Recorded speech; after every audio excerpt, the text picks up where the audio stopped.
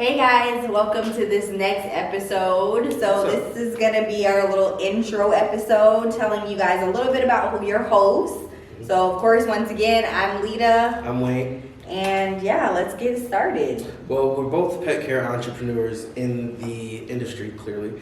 We're both vet techs. We both have years of experience. Registered vet tech. Put some respect on it. We have our license, okay? So we're registered vet techs. So we've been in the pet care industry for years. So I guess let them know, how you guys started in the industry. And Okay. Who is Lita? Yeah, who is Lita? That's a good question. I always get this question and I feel like, dang, what do I say? So I have always loved animals, probably since I was a little girl. I remember telling everybody at the age of like 6, like, I'm gonna be a veterinarian. I already knew this is what I wanted to do. Of course, life happens, and long story short, I went to go work at an animal shelter. And didn't really like that very much because it was like a lot of sad animals, because they're like, like animal shelters, they be dying and stuff. And that wasn't really my vibe. It's tough to work there because you see all of those neglect. Cases. Right. You see the neglect, you see the hurtful dogs, the dogs that just want to be loved, and you can't really love on them. The abandoned ones. And I'm the person that wants to take every single animal home. So, but shout out to all the shelter people because you guys are amazing. So I decided I wanted to go more of the medical route, so I started working at a huge chain of veterinary hospitals. I'm not going to name them, but a huge chain of veterinary hospitals. They're corporate, exactly, almost in every state. And they taught me a lot, I literally give them so much props just because of the fact that if it wasn't for them, I wouldn't be who I am now. For sure. I worked in that hospital for 6 years, one of the only all black hospitals in Atlanta, which is really cool, like from the practice manager all the way down to the receptionist. Nice. And we were like the top in our region, which is super cool. But yeah, at working there, I realized I don't want to be a veterinarian. I don't want to go to school for another 4 to 8 years, and then I found out it's a very long time, and the vet techs do more of the work anyway. We're like nurses. If those of you guys that don't understand what a vet tech is, we're basically like a registered nurse of the animal world. Yep. But we actually do a lot more. A whole lot more. In every aspect. So you know how there's the phlebotomist, and then there's the pharmacist, and then there's the anesthesiologist, and then there's the receptionist. Surgery tech. Yeah, all of that. We are every single thing. Lab tech. In every hospital. Yes. So we have to know a lot of the information, and we have to know what, how to set things up properly, communicate properly, all of that. And our human counterparts, they don't understand that. They don't. So we just gotta put some respect. You gotta put respect on a vet tech's name. You know what I mean? Vet assistants too. I never want to shade the vet assistants. I was a vet assistant before I came a vet tech. So every part of the hospital is very, very important. And that's where I learned I wanted to be a vet tech. I wanted to take it all away. Then I found out there was a school for it because at the time, I'm just straight learning what is it called, on the job experience. I wasn't registered and licensed to do that job. They just really taught me. So I had amazing mentors. And I ended up doing that for 6 years, went to school and got registered and got my degree. And then in the midst of that, I started my pet sitting company. True. And here we are. I think that's same thing, went to school, got my degree in veterinary technology, and then been licensed for the past 6-7 years. Yeah. And which reminds me, we have to renew our license. We do. Okay. So just going to school, getting all of the experience, working for different hospitals, basically working myself up from being a kennel tech all the way to a hospital manager. Mm-hmm. And it came time to where I was just like, all right, well, I can't work for corporate anymore. Yeah. I can't do this anymore. I got to it's exhausting. Run my business. I have to make a better, plan for myself and do the things that I want to do according to my time. And that's where the whole pet care entrepreneurship came from. Yeah. And just starting my business and doing pet sitting, grooming, training, dog walking, and then taking it day by day. So being with all of that, I saw that there was a need with basically the other people that I've networked with, Right. you know, so like different groomers, different trainers, different vet techs, different assistants, different, you know, people who want to work in the pet care industry, but they may not know how, or they have, but they're not necessarily running a business. Right, They are a right. business, but they're not running a business. Yeah, they have the knowledge, but they don't know that it's a whole nother step to become a pet entrepreneur. Yeah. Yeah, it is. You have to have a business sense, definitely. So because, I mean, just knowing so many people and running into them, they were like, you know, we would love to meet more people Yeah. and love to, you know, just network and grow and want to learn and do the things that, you know, they see other successful businesses and entrepreneurs doing. And I felt like there was a need there. Yeah, definitely. You know? I mean, aren't you like so glad that we even had each other? Because that's rare. Yeah. Like coming into like a space where, you know, you're in a very specific niche, you know, and to have somebody that has the experience of like being a vet tech, or even, it doesn't matter what we were doing, you know, working with animals, period. And then also having the business sense that we bumped our heads a whole bunch of times. And sometimes we need a vent, or sometimes we need advice. Because we're both leaders. Right. So it's like you have to, we're both leaders, so that's why we bump heads a lot. Right. But then at the same time, we still were able to hear each other out. Exactly, and grow and communicate. learn from that. So that really helped out with our success in our businesses and just personally. Yeah, and we learned how to collaborate with each other and make it beneficial for both of us. Because I think that's the biggest thing in the industry, and that's part of the reason why we started PETLANTA, is because a lot of people in this industry think that we have to compete with each other. And especially in a city like Atlanta, like if you live in a metropolitan city, there could be 100 of us and we couldn't cater to every pet in the city. Not at all. And we're just talking about the perimeter of Atlanta, you know what I mean? Not even the outskirts, but it's just, people that I've known, they can live 5 minutes away from me, and we still don't run into each other. And still don't have the same clients. Yeah, we don't have the same clients. Right. We never see each other, things like that. And that's how condensed, and there's so many pets in any given neighborhood, or any given 10-mile radius, and that could be your service area. So, it's very lucrative industry. You just have to have the right resources, have to have the right support, have right to community, you know, market yourself correctly, just budget correctly. That part, we're good. That's a whole nother episode. We're not even gonna go there. Finances are ridiculous. But you know, it's just making sure that you understand, like, there's a whole network of people out here that's willing to share the mindset of growth and learning and everything, rather than competing with each other and feeling like, oh, I can't tell you some trade secrets, or I can't teach you anything just because I feel like you're going to take my clients. No, I strongly believe, like, my clients are my clients and your clients are your clients, but I'm not going to, gatekeep, you know, information, or how to get to the next step, or who you need to be talking to, and what events you need to go to, and things like that. Like, I wouldn't be who I am if somebody treated me that way. Definitely. So I'm the type of person too, like, I don't mind sharing my clients. You know what I mean? There might be some poor people I kind of feel some type of way about, but if it came down to it, like, if it came down to it, at the end of the day, it's about the pet being taken care of. So if I'm somewhere in Africa and they need a pet sitter, a dog walker, or a groomer now, and I know somebody trustworthy, I'm going to refer that person. And that's why we started PETLANTA. That's why we started PETLANTA. So tell them a little bit about, like, what PETLANTA is. So it's a networking group with pet care entrepreneurs, where we are teaching each other, sharing, you know, ideas, and talking about how we can grow and learn and give back to the community and things like that. Like, so we pick a nonprofit each month that we support, and then in the meantime we do check-ins weekly. So like,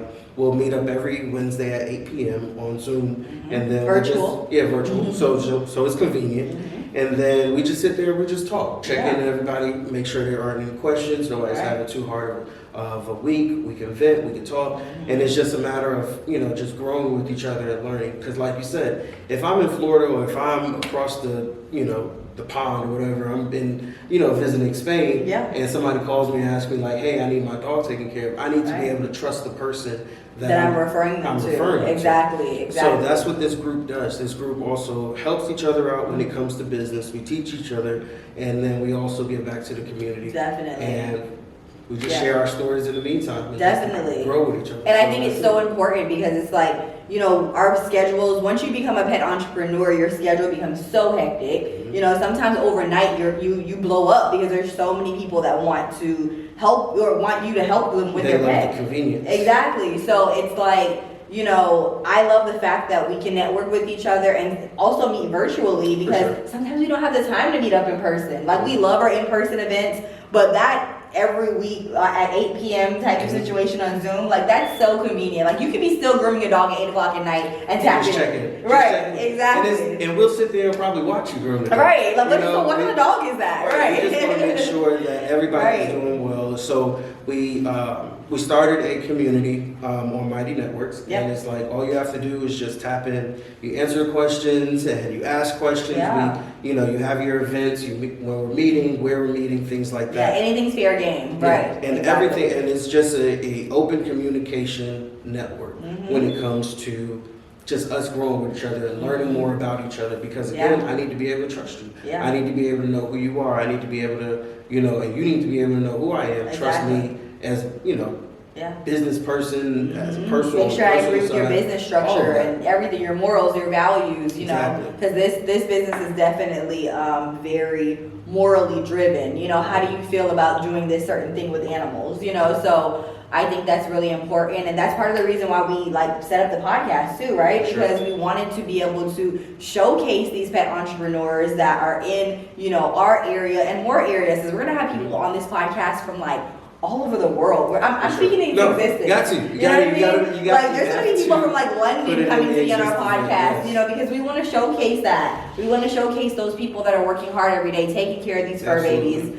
And so if you guys want to be on our podcast and you're in the pet industry, tap in. Definitely hit us up. And like she said, so it doesn't even matter what form of pet care you're in. So it could be from pooper scoopers to veterinarians to vet techs to receptionists to photographers to anything. If you work with dog fur or pet fur, we want you on this podcast. We want to be able to just highlight your business and show the community what you're doing, how you got there, and just share some wisdom. When share it comes your story. To other pet care entrepreneurs, people who want to get into the pet care industry, but not necessarily know how or know that kind of job even existed. For sure, because again, like even with your story. So me growing up, I wanted to be a veterinarian. That's all I knew. All I knew was I'm going to be a vet. I'm going to be a vet. I'm going to be a vet. I'm going to go to Tuskegee. I'm going to graduate. I'm going to be a veterinarian. I'm going to be a doctor. That was it. But growing up, I realized I enjoyed being a vet tech a lot more. More hands-on experience. You get to teach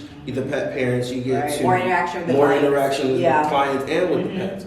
So it was just up to us to really be at the forefront of pet care, and I really fell in love with that position. So that's where all of this really came from. And like I said, I grew up just always wanted to be around animals. And pet care really saved me. You know what I mean? I feel like this episode is definitely important for us to highlight why we are in the pet industry, why we are doing PETLANTA, why we are doing this podcast. Because when I started my business, I was, in a bad space. I was in a space where I couldn't work long hours at the vet clinic anymore because I had my daughter, and my, husband at the time was military, so he was never home, and it was I needed something that was flexible with my schedule, still work with pets and do what I love, but also make money. You know what I mean? Because I'm not a nonprofit. And the pet care industry is just that. It was perfect, so it was we needed money, and I knew how to do everything to do with pets. So it was it was perfect. And I really fell in love with it. I really enjoyed the aspect of being able to put other people on this too, because it's so much it feels so good to be able to share the wealth and to be able to share my knowledge over the years and to be able to see other people successful and really doing something they love, which is work with animals. Absolutely. And just using our platform just to be able to teach them how to do this is imperative. Just being that representation. So if I saw that I can be as successful as I am as a dog groomer, if I saw other male, in power and leader, leadership roles, if I saw them okay, maybe I would have gotten into grooming a lot before, a lot sooner, as opposed to later. But I mean, everybody's journey is their journey. But it's just being able to see that, because again, all we saw was veterinarians. All we saw was black veterinarians. Yeah, that's true. We didn't see people, making six figures as a pet sitter or six figures as a dog scooping, pet picking scooping, up poop. You know what I mean? Even picking up poop. Like I've known six-figure earners. Six-figure earners. Nobody wants to do. I don't even want to do that. And all you got to do is just pick up your dog poop. Like it's a subscription service. I love it. And I love it. Just going from different aspects of the pet care industry and how recession-proof it is. It is. Essentially, it's it is. Recession-proof, right? Everybody is buying pets, so that means no matter what they're spending their money on, they're at least going to have something for their dog. Definitely, and being able to learn how to pivot in the pet industry, and that's what I learned, and that was one of the ways me and Wayne were able to collaborate with each other at sometimes, because I was in a situation where the pandemic hit, and pet sitting, of course, as you can only imagine, was slowing down. Dog walking was slowing down. Everybody was at home. They didn't need me anymore. But then, I had a friend who had a mobile grooming company, and he needed somebody to answer his phones. And I was sitting at home, sitting at home staring at the wall. So it was like, so much help. Right. It's like he needed help because his business during the pandemic was booming, So it's like, I think that's really important too. And, being able to just, like I said, have that support. That's why COVID saved the business. It did. It did. And if you guys don't know, for those of you that are interested in getting in the pet industry, the pet industry is a $64 billion, yes, not billion, $billion industry. For sure. I just want a piece of it. Yeah. I want the whole pie. I just want a little bit. Right. I just want a piece of it. I want to make my mark and get people to understand, like, you can do this. Yeah, I'm here. You can do it. All you got to do, and it's so simple. Like, you really don't even need to start with anything. Like, it takes literally nothing but promoting yourself to pet sit. Yeah, a little bit of supplies, maybe. Not even. At under $20, if that. You can literally start yourself up by saying, "Hey, if you are going out of town, I would love to watch your dog at your house." Yeah, that's it. You show up to their house. True, you're right. Sit on their couch. $0. And watch their dog. Yeah, because they're going to have everything for the dog. Yeah. So you literally don't have to bring anything. You don't have to bring anything but yourself. Bring your phone. That's all you need. Yeah, bring your phone. Your phone and your love. And it's free. Yes. Free. You're so true. You're so true. Even with just that play, now there is more you have to invest in when you want to be a groomer and other situations, but just starting off with just pet sitting, that's the free game right there. Definitely. That's free money. That easy money. All you're doing is just sitting there with the dog. Yeah, pet sitting is a very easy one to get into. So is dog walking. It's the same thing, very easy to get into. Pet parents already have a leash. Yeah. I would invest in harnesses, but pet parents already have leashes for their and also bonding and insurance eventually, but that's another episode. Like we said, we will talk about bonding and insurance no matter what part of the pet industry you're in. But I have a question for you, Wayne. I'm going to ask it. You ready? What's up? I'm putting you in the hot seat right now. Oh boy. So how do you feel, or I guess how do you maneuver, in this industry, being heterosexual straight male, and you're a groomer? Because honestly, that's very rare to see. Yeah. A lot of the male groomers that I know are in the LGBT community. You know what I mean? Shout out to them. They're amazing groomers. Absolutely. But it's very rare to see somebody like you as a groomer. How do you feel about that? It was a spicy subject already. Right. I feel like a unicorn essentially. Right. I like being that. Again, just going back to that representation, I get a lot of younger males who say that being in the pet care industry isn't as masculine as they would hope. Or they would feel, because again, they don't have representation of a masculine figure in the pet care industry. Yeah. That's what they see. They see a lot of females, they see a lot of women, they see, just like hairstylists. To see a straight man in the pet care industry, it just goes to show you don't have to be a basketball player or playing sports. You don't have to be a rapper. You don't have to be on the streets. You don't have to do anything. And honestly, like you said, pets saved my life because it keeps me grounded. It keeps me here. It keeps me focusing on the present. And it honestly holds back.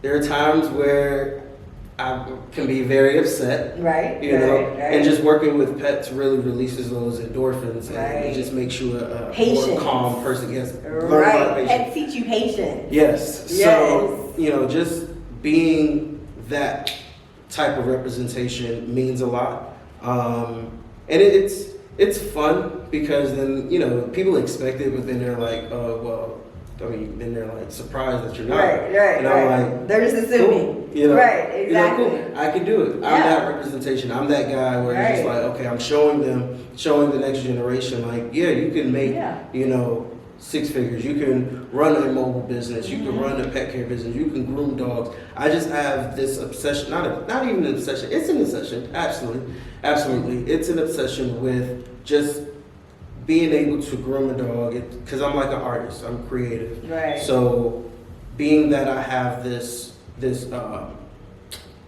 what's the word I'm looking for? I have this expectation of making sure like these dogs come in, you know, the way that they come in, Perfect. and then they look perfect going Right. out, you know. And he's a perfectionist, guys. Yeah, that's the word I'm looking for. Yes. I'm a perfectionist when it comes to this. Yes. You know? My clients, I bring the dogs to him and I'm like, okay, Wayne, I have to go take the dog back to its owner. He's like, literally, I'm walking out the door, he's still trying to like trim the dog's top of his head. I'm like, leave the dog alone. I see it. When they're walking away, I'm like, that hair is out. Yes, so yeah, I totally get it. You definitely are artists, because anybody that's a groomer, you have to be an artist, you have to be creative, because there's so many different types of breeds out there. Sure. And I think we definitely need to, you know, people need to explore it more. I love the creative groomers. Those are my favorite. People really underestimate just the whole grooming aspect of it. Right. Like, I mean, even with pet sitting, you deal with so many different breeds, you deal with so many different behavioral traumas or behavioral issues, or, you know, the really good dogs and then the really bad dogs,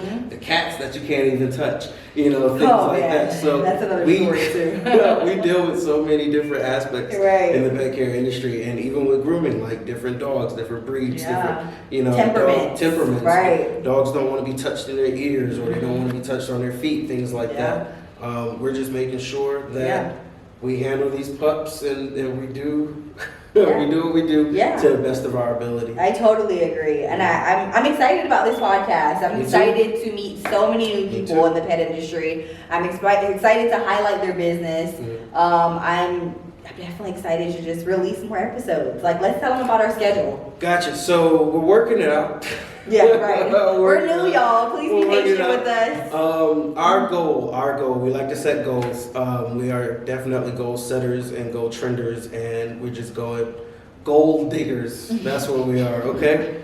So our goal, that's funny. our goal is to release episodes every Monday. Yes. All right. Every Monday, we're going to hold each other accountable to make sure that we record, we edit, and we put it out. So shout out to Vinny. We want to make sure we definitely shout out Vinny because he is our guy behind the camera. So thank you, sir. Yes. So yeah, I would say every Monday would be our day to release, just so that we can bring the content to the community. Definitely. So, you know, just be a little patient. It might switch up sometimes, you know, and, you know, we might release it on Sundays, or, you know, maybe if we have a bad week, we might release it on a Friday. You know, but definitely turn your notifications on, right? Turn your notifications on. Share, subscribe. Please, all of that. Follow us on follow us on Instagram at PETLANTA Pet Pros. On Facebook, PETLANTA Pet Pros, and then as well as YouTube, PETLANTA Pet Pros. Just PETLANTA Pet Pros all across the board. And we plan on being on all platforms, right? TikTok. For audio, because we're gonna, of course, this is a podcast, so we have to release audio.